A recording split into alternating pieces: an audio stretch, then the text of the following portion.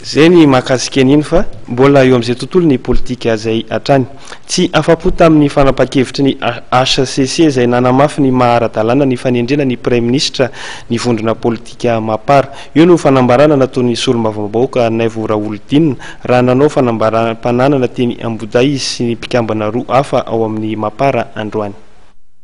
Tsy voaja ny lalam-pandrenana tao anatin'ny famoahana ny fanapa-kevitra navoakan'ny HCC izay nanamafy ny maharadalàna amin'ny fanendrena ny Prime Ministre ny Général Jean Ravelonarivo ireo solombavambahoaka mivondrona ao amin'ny mapara.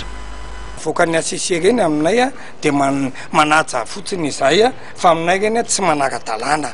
Zay ny fidy an'io lalam-panorenana io tompoko. Fidy an'io izay tsy izay mihitsy ny esprit an'io fa zay moa no navoakany fa natsikaiky anay fotony dia zao izany no teny tao amin'ny antemera-pirenena rehetra anareo tamin'ny 1 sasany hoe zay tsy andray Premier Ministre raha tsy navoakan'ny HCC satria filohan'ny HCC tamin'izany ny laza fa hoe tsy maika ny amoana n'iny reketina iny dia kako zay fa adimory iny ay maika ihany le izy rehefa tsy tafiditra tao andray mato Premier Ministre.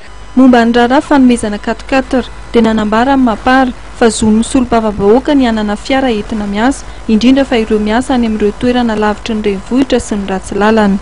Ka za zany eta lasa hiaro an'ilay député indray hivadika androany.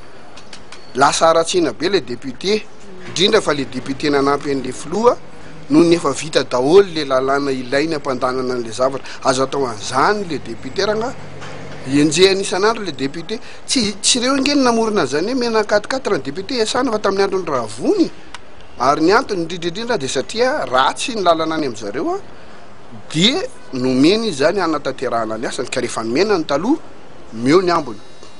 Miaraka nanatitra ny fanambaram-pananan'izy ireo teto amin'ny HCC Ambodandro any ny solombavambahoaka Naivo Raolodinina, Paul Bera Rahasimanana fantatra amin'ny anarana hoe Rosy ary Lantora Kotomanga izay voafidy amin'ny lokony mapara teto Antananarivo.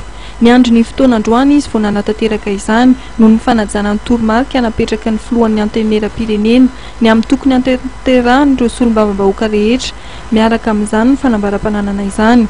Saingy tamin'ny ora farany raha ny fanamariana dia nanatanteraka fanambaram-pananana samy rery tsy nampilaza akory ny filohan'ny antemera-pirenena.